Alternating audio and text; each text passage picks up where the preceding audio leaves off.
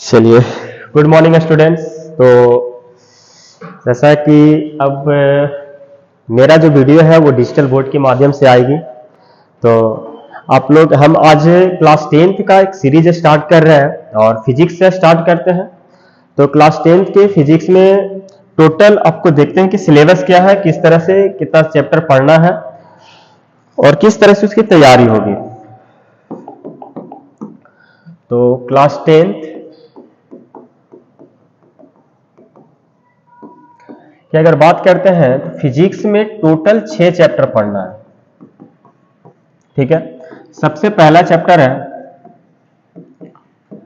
प्रकाश का परावर्तन, यानी कि reflection of light. Reflection of light. दूसरा जो चैप्टर है वो है प्रकाश का अपवर्तन, इसको बोलते हैं हम लोग इंग्लिश में रिफ्रैक्शन ऑफ लाइट।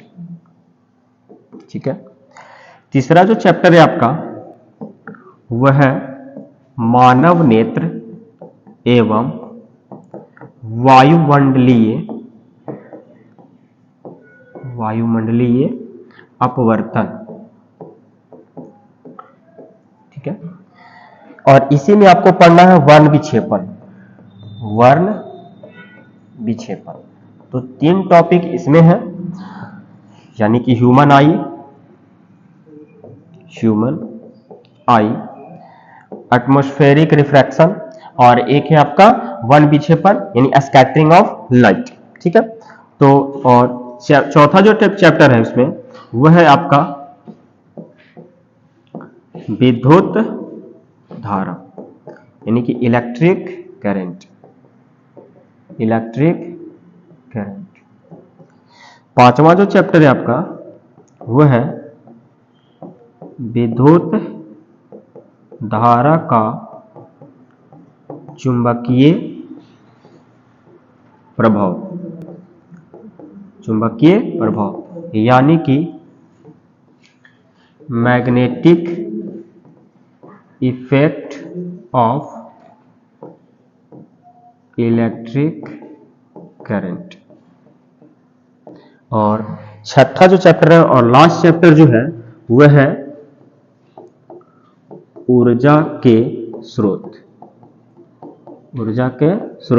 यानी कि सोर्स ऑफ एनर्जी।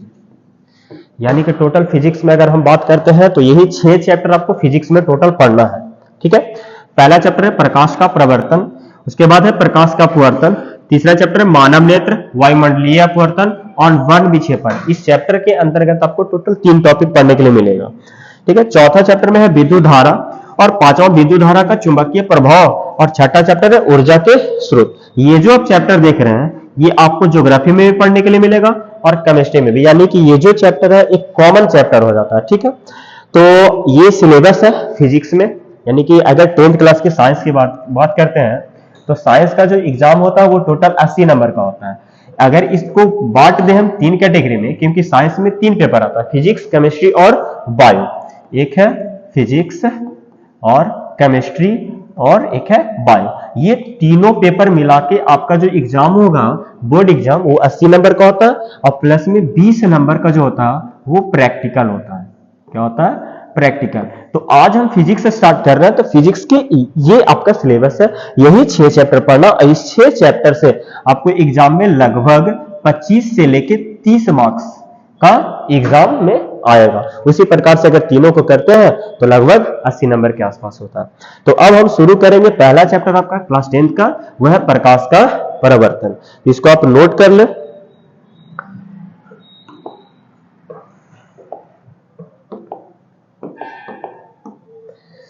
पहला जो चैप्टर है वो है प्रकाश का परावर्तन। इंग्लिश वर्ड भी हम साथ में लिखते चलेंगे, रिफ्लेक्शन ऑफ लाइट। ठीक है, और ये आपका क्लास 10th के साथ साथ जब 12th में हम लोग ऑप्टिक्स जब पढ़ेंगे तो ऑप्टिक्स में भी ये बातें पढ़नी है वहां पे। तो ये बोर्ड क्लास 10th के लिए तो इंपॉर्टेंट है ही है, लेकिन क्लास 12th के बच्चों के लिए भी उतना ही इंपॉर्टेंट है। तो ध्यान से आप समझिएगा क्या है प्रकाश का परावर्तन। इसमें देख रहे हैं कि दो वर्ड है, एक वर्ड मेरे को नजर आ रहा है प्रकाश और दूसरा वर्ड है परावर्तन। तो पहले हम यहां से हम प्रकाश को उठाते हैं कि प्रकाश क्या है, और एक वर्ड है परावर्तन, तो ये है परावर्तन वर्ड। अगर प्रकाश का मतलब समझ में आ जाए कि प्रकाश क्या होता है और परावर्तन का मतलब समझ जाए कि परावर्तन का मतलब क्या होता है, तो अगर दोनों को मर्ज कर दें तो हम ये पूरे वर्ड यानी कि ये जो लिखा हुआ प्रकाश का परावर्तन, इसका अर्थ हम निकाल सकते हैं। तो फर्स्ट ऑफ ऑल हम ये समझने की कोशिश करेंगे कि ये जो प्रकाश यानी कि लाइट, इसका मतलब होता क्या है। तो देखते हैं कि प्रकाश, तो प्रकाश क्या है, प्रकाश क्या है। तो इसका अगर हम डिफाइन करें तो बोल सकते हैं कि प्रकाश वह कारक है, वह कारक है जिसकी सहायता से, जिसकी सहायता से हम किसी वस्तु को, किसी वस्तु को देख सकते हैं, देख सकते हैं। यानी कि प्रकाश ही वह कारक है, बोल सकते हैं क्या कि प्रकाश ही वह कारक है जिसकी सहायता से हम किसी भी वस्तु को क्या कर सकते हैं, देख सकते हैं। कहने का मतलब कि यदि प्रकाश ना हो तो हम किसी भी वस्तु को नहीं देख सकते हैं। तो फिर सवाल आता है कि सर तो फिर आंख का क्या काम है। तो आंख एक प्रकाशिक, क्या बोलते हैं कि प्रकाशिक यंत्र है, ठीक है, एक प्राकृतिक प्रदत्त मानवीय एक यंत्र है जो प्रकाश की सहायता से ही काम करता है। अगर लाइट ना हो तो आंख का होना या ना होना कोई मैटर नहीं करता। यानी कि अगर यदि आंख है भी और प्रकाश नहीं है फिर भी आंख कोई काम नहीं कर सकता। यानी कि आंख यदि किसी वस्तु को देखता है तो वह एक ही कारक है प्रकाश, इसी की सहायता से हम किसी भी चीज को देख सकते हैं। जैसे कि अगर आप ये वीडियो देख भी रहे होंगे तो वीडियो इसलिए देख रहे हैं क्योंकि इससे जो लाइट निकल रहा है वो हमारी आंखों तक पहुंच रही है। अगर ये लाइट को हमारी आंखों के पहले रोक दिया जाए और लाइट ना जाए तो हम किसी वस्तु को नहीं देख सकते। जैसे कि मेरे सामने एक बोर्ड है, अगर ये बोर्ड के सामने मान लो कि एक पर्दा लगा दे तो ये बोर्ड से तो लाइट निकल रहा है, ये लाइट आ रहा है हमारी आंखों तक पड़ रहा है तब हम इसको देख पा रहे हैं। लेकिन अगर इस बोर्ड के बीच में एक पर्दा लगा दें तो इस बोर्ड से जो लाइट आ रहा है वो हमारी आंखों तक नहीं पहुंचेगी। जब मेरी आंखों तक नहीं पहुंचेगी तो हम इसको नहीं देख सकते। मतलब कि हम तब जब किसी वस्तु को तब देख सकते हैं जब उससे लाइट हमारी आंखों तक पहुंचे। मतलब देखने के लिए किसकी होनी जरूरी है, प्रकाश का होना आवश्यक है। अब प्रकाश के साथ साथ बोलेंगे तो केवल प्रकाश का होना ही जरूरी है, प्रकाश के साथ साथ आंख का होना भी जरूरी है। तो हम लोग यहां से प्रकाश का डिफाइन समझें कि प्रकाश ही वह कारक है जिसकी सहायता से हम किसी वस्तु को क्या कर सकते हैं, देख सकते हैं। तो प्रकाश तो मतलब समझ गया कि क्या है, लेकिन यहां पे क्या है परावर्तन। परावर्तन का मतलब होता है किसी से टकरा के वापस लौटना। जैसे कि हम लोग अगर क्रिकेट खेलते हैं या बॉल वगैरह खेलते हैं तो बॉल को अगर मान लो दीवार पे फेंक रहे हैं तो दीवार से टकराने के बाद वापस आया तो वो क्या हो गया कि बॉल जाकर टकराया और टकरा के वापस आया। तो वो बॉल जो है वो दीवार से क्या किया, टकरा के वापस आया, मतलब कि परावर्तन किया, गया टकरा के वापस। तो ये हो गया बॉल का परिवर्तन। जब मान लो हम इस हॉल रूम में अगर चिल्लाते हैं कस के तो मेरा साउंड गया दीवार से टकराया, टकरा के फिर से हमको सुनाई देता है जिसको हम लोग प्रतिध्वनि कहते हैं। तो प्रतिध्वनि का उत्पन्न होना भी परावर्तन के कारण होता है। तो कोई भी चीज हो, दुनिया की कोई भी चीज अगर किसी से टकरा के पुनः वापस लौट रहा है तो हम इसको परावर्तन कहते हैं। तो परावर्तन का मतलब तो समझ में आ गया, किसी से टकरा के वापस आना। मान लो ये दीवार है, बॉल हम इस पे फेंके और बॉल टकरा के फिर से वापस हो गया तो क्या बॉल का परिवर्तन। अगर हम यहां से साउंड यानी कि कस के चिल्लाएं और साउंड गया दीवार से टकरा के फिर से वापस आ गया तो हम बोलेंगे साउंड का परिवर्तन। उसी प्रकार से जब किसी भी परावर्तक सतह से ये लाइट यानी कि प्रकाश गया और प्रकाश टकरा के वापस आ गया तो हम बोलेंगे प्रकाश का परिवर्तन। क्लियर है। तो प्रकाश का परिवर्तन का मतलब क्या है, कि जब कोई प्रकाश की किरण किसी परावर्तक सतह से टकरा के वापस लौट जाए, जिस माध्यम से जाए उसी माध्यम में वापस लौट जाए, तो यह घटना ही प्रकाश का परावर्तन कहलाती है। माध्यम सेम होना चाहिए। अब ये माध्यम क्या है, तो यानी कि जिस भी, जैसे कि ये यहाँ पे एक क्लासरूम है, तो क्लासरूम में क्या है, हवा है, तो यहाँ पे जो लाइट है वो किसके माध्यम, माध्यम मतलब जो उसको लेकर जा रहा है, तो यहाँ पे लाइट को कौन लेकर जा रहा है, तो मान लीजिए कि हवा लेकर जा रहा है, तो हवा क्या हो गया, यहाँ पे एक माध्यम हो गया। तो हवा से जा रहा है तो फिर से हवा में, ये नहीं कि लाइट गया और हवा से पानी की तरफ चल जाए या हवा से कांच में चला जाए, तो वो माध्यम क्या कर गया, चेंज कर गया। तो माध्यम जब चेंज करेगा तो परावर्तन की घटना नहीं होगी। माध्यम जिस माध्यम से गया उसी माध्यम में वापस आना चाहिए, इसी को कहते हैं हम परावर्तन। ठीक है, तो क्या है टॉपिक, प्रकाश का परावर्तन। तो प्रकाश समझ गए और परावर्तन समझ गए। अब दोनों को हम जोड़ने की कोशिश करते हैं। तो प्रकाश क्या है कि जिसके साथ हम किसी वस्तु को देखते हैं, ये प्रकाश। परावर्तन क्या है कि किसी से टकरा के वापस लौटना, परावर्तन कहलाता। अब दोनों को अगर मिला के इसका डिफिनेशन लिखना चाहे हम, प्रकाश के परावर्तन का, प्रकाश का परावर्तन, तो हम बोल सकते हैं कि जब कोई प्रकाश की किरण, जब कोई प्रकाश की किरण किसी परावर्तक सतह से, किसी परावर्तक सतह से टकराती है एवं टकराने के बाद जिस माध्यम से जाती है उसी माध्यम में वापस लौटने की घटना प्रकाश का परावर्तन कहलाती है। प्रकाश का परावर्तन कहलाती है। अगर इसको फिगर से समझना चाहे हम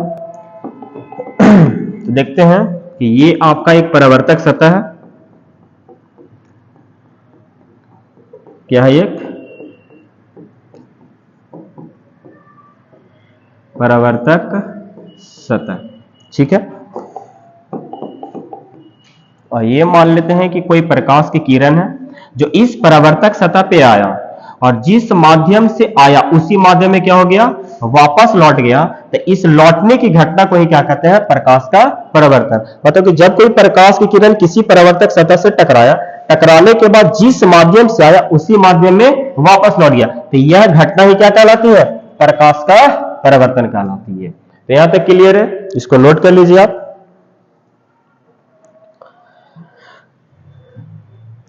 चलिए, तो अब हम आगे इस फिगर में देखते हैं।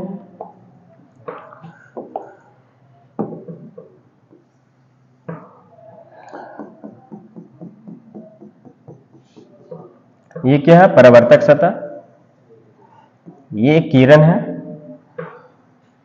एक किरण जो किसी माध्यम से आती हुई इस परावर्तक सतह से टकराया, टकराने के बाद इसी माध्यम में वापस लौट गया। अब इससे क्या होता है कि कई प्रकार की घटनाएं हो सकती है।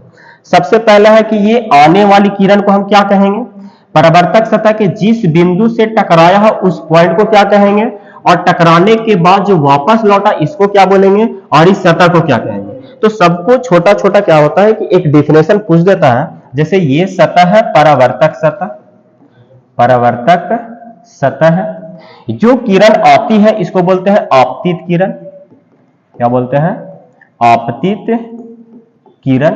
और परावर्तक सतह से जिस बिंदु से आके टकराती इसको बोलते हैं आपतन बिंदु। क्या बोलते हैं, आपतन बिंदु। आपतन बिंदु से टकराने के बाद जो वापस लौटती है इसको बोलते हैं परावर्तित किरण। क्या बोलते हैं, परावर्तित किरण। और आपतन बिंदु पर जो हम परावर्तक सतह पर आपतन बिंदु से होकर जो परपेंडिकुलर यानी कि जो लंब बनाते हैं इसको बोलते हैं अभिलंब। क्या बोलते हैं, अभिलंब। तो एक छोटा छोटा सा डिफिनेशन है सबका।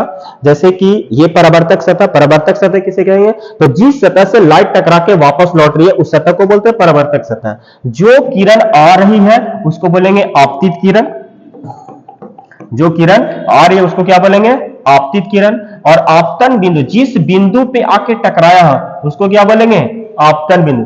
टकराने के बाद जो वापस लौट रही है इसको बोलते हैं परावर्तित किरण। और आपतन बिंदु पे जो हम परपेंडिकुलर यानी कि जो 90 डिग्री पे एक लाइन खींचे हैं इसको बोलते हैं अभिलंब। ये अगर समझ में आया तो यहां से दो वर्ड और है कि इसके बीच में एक कोण बन रहा है और इसके बीच में भी एक कोण बन रहा है, इसको क्या बोलेंगे?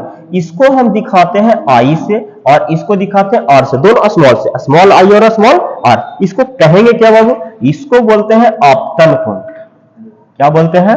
आपतन कोण। और इसको बोलेंगे परावर्तन कोण। क्या बोलते हैं? परावर्तन कोण। क्लियर है? तो आपतन कोण क्या है? तो अभिलंब और आपतित किरण के जो बीच कोण बनता है, किसके किसके बीच? अभिलंब और आपतित किरण के बीच में जो कोण बनता है उसको आपतन कोण कहते हैं और आपतन कोण को दर्शाते हैं आई से। और एक इधर है अभिलंब और परावर्तित किरण के बीच में जो कोण बना है उसको बोलते हैं परावर्तन कोण और इसको दर्शाते हैं आर से। ठीक है? तो ये आपतन कोण और ये परावर्तन कोण। इस फिगर में जितने वर्ड, सबसे पहला क्या है? आपतित किरण। आपतित किरण किसे कहेंगे? तो परावर्तक सतह पर आके टकराने वाली किरण को आपतित किरण कहते हैं। इधर है परावर्तित किरण। परावर्तित किरण किसे कहेंगे? तो परावर्तक सतह से टकराने के बाद वापस लौटने वाली किरण को परावर्तित किरण कहते हैं। ये क्या है बाबू? आपतन बिंदु। आपतन बिंदु किसे कहेंगे? तो आपतित किरण परावर्तक सतह के जिस बिंदु पे आके टकराती है उसे आपतन बिंदु कहते हैं। और आपतन बिंदु पे खींचा गया लंब क्या कहलाता है? अभिलंब। और दो एंगल बन रहा है, ये एंगल और ये एंगल, इस एंगल को बोलते हैं आपतन कोण। क्या बोलेंगे? आपतन कोण। दर्शाते किस चीज से है? आई से। और एक है परावर्तन कोण। कौन सा कोण है? परावर्तन कोण। इसको दर्शाते हैं आर से। अब ये दोनों है क्या? ध्यान समझिएगा।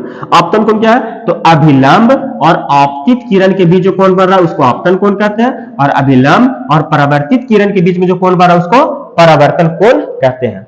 तो ये आपको कहने का मतलब है कि एग्जाम में तो ये डिफिनेशन नहीं पूछता है, लेकिन हाँ कभी बाई चांस अगर ऑब्जेक्टिव पूछ दे तब। लेकिन आपको ये आना चाहिए क्योंकि आगे जब हम लोग पढ़ेंगे तो कई प्रकार के, जैसे कि हम लोग मिरर पढ़ेंगे तो मिरर में इमेज फॉर्मेशन है। अगर यहाँ पे हम आपतित किरण किसे कहेंगे, कहीं पे अगर कॉन्सेप्ट में अगर आपतित किरण वर्ड आ गया कि आपतित किरण, तो वहां पे हमको ये ध्यान में रहना होगा कि आपतित किरण कहते किसको है। अगर कहीं पे यूज आपतन बिंदु हो गया तो आपतन बिंदु ये समझ में आना चाहिए कि आपतन बिंदु किसे कहते हैं। तो आगे की समझ के लिए ये पॉइंट हमारे दिमाग में होना चाहिए। ये था परावर्तन यानी कि प्रकाश का परावर्तन। अब प्रकाश के परावर्तन से सवाल क्या हो सकता है? तो पहला सवाल आपको बोर्ड एग्जाम में करेगा कि प्रकाश के परावर्तन से आप क्या समझते हैं? प्रकाश के परावर्तन से आप क्या समझते हैं? पहला क्वेश्चन ये बन सकता है कि प्रकाश के परावर्तन से आप क्या समझते हैं। दूसरा सवाल जो होगा वो रहेगा प्रकाश के परावर्तन को परिभाषित करें। दूसरा सवाल आपका ये हो सकता है। तो ये दो प्रकार से जनरली कहने का मतलब है कि प्रकाश के परावर्तन का डिफिनेशन। तो प्रकाश के परावर्तन का डिफिनेशन हम देखिए पहले लिख चुके हैं, ये आपका डिफिनेशन रहा, तो ये आपको वहां पे लिख देना है। प्लस में ये फिगर जो है, ये फिगर वहां पे बना देना है। आपको ये दोनों सवाल का आंसर यही होगा, डिफिनेशन प्लस में ये टोटल फिगर। अगर इतना कर देते हैं तो आपका 2 नंबर में अगर सवाल आता है तो 2 में 2 मिल जाएगा। अब हम इतना पहले नोट कर लीजिए आप।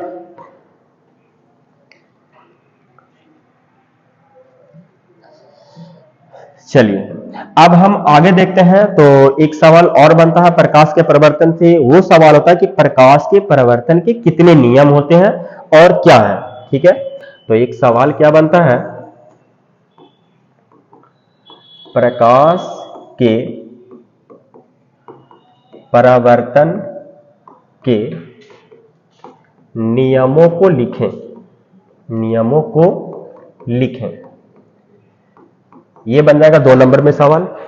ऑब्जेक्टिव सवाल बनता है प्रकाश के परावर्तन के कितने नियम होते हैं, कितने नियम होते हैं, ये दूसरा सवाल है। तो प्रकाश के परावर्तन के नियम से 2 प्रकार के सवाल बन सकते हैं। एक 2 नंबर में सवाल बनता है 2 मार्क्स में कि प्रकाश के परावर्तन के नियम को लिखें, और एक ऑब्जेक्टिव सवाल बनता है 1 मार्क्स में कि प्रकाश के परावर्तन के कितने नियम होते हैं। ठीक है, तो दोनों का जो आंसर है वो हम अब पढ़ने वाले हैं। तो हम डायरेक्ट पढ़ लेते हैं क्या कि प्रकाश के परावर्तन के नियम। अगर ये हम टॉपिक उठा ले कि प्रकाश के परावर्तन के नियम कितने होते हैं और क्या होते हैं, अगर ये दोनों हम एक साथ टॉपिक में पढ़ लें तो ये दोनों सवाल का जवाब मिल जाता है। ठीक है, केवल पढ़ लेना ये समझदारी नहीं होता, पढ़ाई के साथ साथ ये भी हमको पता होना चाहिए कि एग्जाम में सवाल किस प्रकार से पूछता है। अगर आपको सवाल के बारे में पता रहेगा कि हाँ इस प्रकार से सवाल पूछा जाएगा तो आप इस पॉइंट को और कोई भी कॉन्सेप्ट को अच्छे से समझिएगा। तो ये 2 प्रकार के सवाल है, सवाल नोट करते रहिएगा ताकि जैसे कि कोई भी कॉन्सेप्ट या हम लोग पॉइंट पढ़ रहे हैं तो आपको पता है कि ये सवाल इस प्रकार से पूछेगा, तो अब उस पॉइंट पे ज्यादा ध्यान दीजिएगा, तो क्वेश्चन भी लिखते चलिएगा। अब मेरा टॉपिक क्या रहेगा, प्रकाश के परावर्तन के नियम। चलिए क्या है, प्रकाश के परावर्तन के नियम। ठीक है, तो प्रकाश के परावर्तन तो समझ गए, अब इसका क्या समझना है, नियम समझना है। तो देखिए हम एक फिगर बना दे रहे हैं पहले इसका। ये क्या है, परावर्तक सतह। अभी हम लोग देखे थे, ये क्या है, परावर्तक सतह। ये हो गया आपतित किरण, आने वाली किरण को आपतित किरण। जिस बिंदु पे टकराया उसको बोलते हैं आपतन बिंदु, और ये जो वापस लौट गया इसको बोलते हैं परावर्तित किरण। ये क्या है, आपतित किरण, और ये क्या है, परावर्तित किरण। और ये हो गया आपतन बिंदु। क्लियर है, और ये आपतन बिंदु पे जो हम परपेंडिकुलर खींचते हैं इसको बोलते हैं अभिलंब। अभिलंब और आपतित किरण के बीच में जो कोण बनता है इसको बोलते हैं आपतन कोण, यानी कि आई, और ये हो गया आपका परावर्तन कोण आर। अब हम यहां से नियम समझने की कोशिश करते हैं कि प्रकाश के परावर्तन के कितने नियम होते हैं और क्या होते हैं। तो सबसे पहले हम इसका प्रकाश के परावर्तन के कितने नियम होते हैं तो हम बता दें कि जो प्रकाश के परावर्तन होते हैं, प्रकाश के परावर्तन के 2 नियम होते हैं। कितने नियम, 2 नियम होते हैं।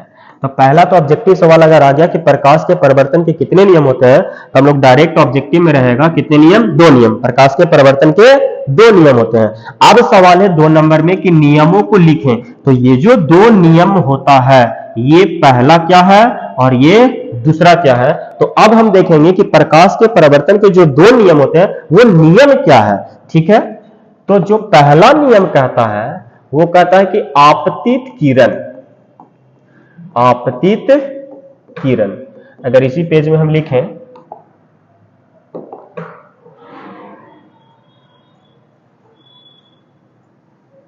ज्यादा बेटर रहेगा क्योंकि आप यहीं पे समझ लीजिएगा।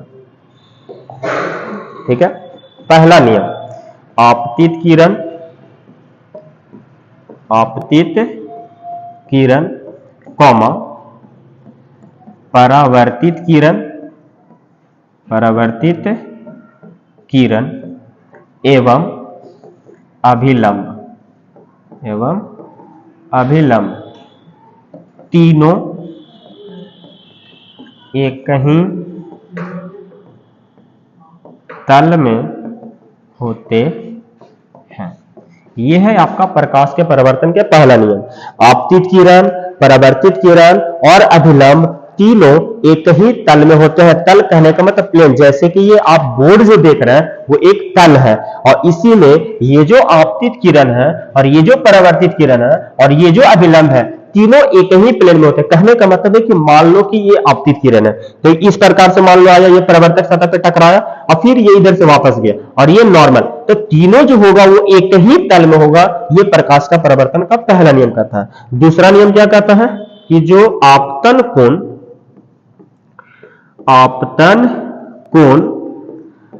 परावर्तन कोण